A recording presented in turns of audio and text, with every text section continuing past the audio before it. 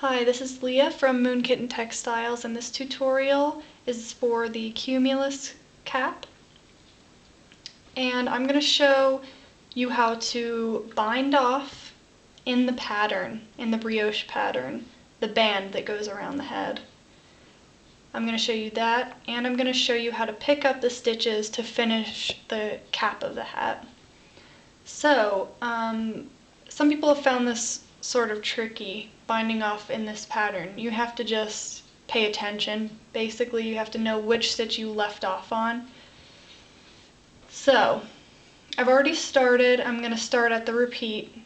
So with a yarn over, again, the pattern is yarn over as if to purl, slip one as if to purl, and knit two together. So within that, you have to bind off. So I yarn over, I already had a stitch on here, so I'm going to bind that stitch off. I just did a yarn over, my next stitch is a slip, then I bind that off.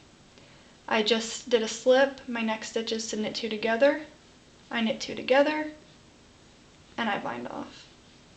My next stitch is a yarn over, I bind that off. Next stitch is a slip, bind that off.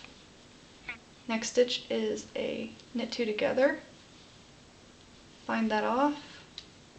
Next stitch, yarn over, bind that off. Next stitch, slip, bind off. Next stitch, knit two together, bind off the final stitch. I'm going to leave that on there. This is just a sample piece. So now, in order to find the area to pick up the 49 stitches that you need to do the cap of the piece, you're going to have to find the best area to do that. If you feel around, both sides are the same, so you want to find the area that sort of curls over. As you can see, if I pull this up, this curls over like that. And there are areas underneath the very edge to pick up stitches. That's the edge you want right here.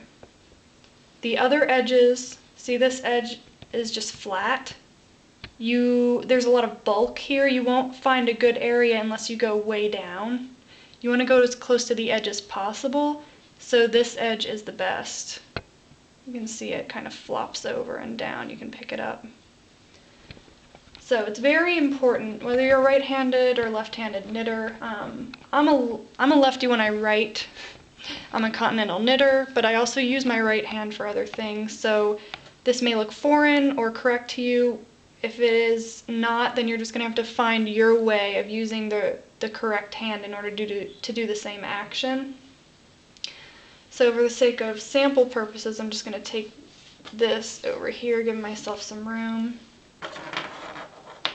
You have to do this. You have to start from the left side an inch in. The inch is the flap that overlaps your button area. If you start on the other side, you won't be able to connect to your first row. So this is very important. You want to start on the left, an inch in, insert your hook, insert your needle, sorry.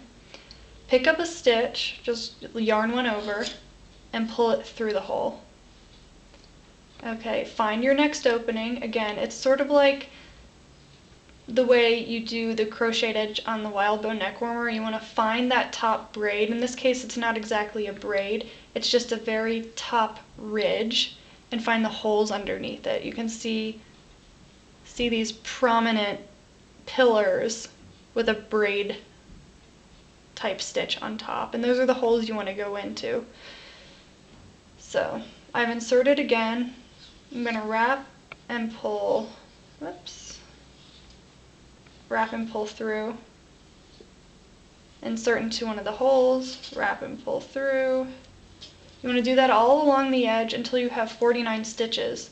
This is the tricky part in picking up stitches. Sometimes you'll have to undo what you did, give yourself maybe one space, and keep going in order to get exactly 49 to the edge. It's just trial and error. That's just how you have to do it. You want a pretty close spacing like this. and you should get 49. If you have to take 1 or 2 out, you know, it's not that hard. You can always actually just do this, pop one out, put this one back in, and then tighten up the stitches.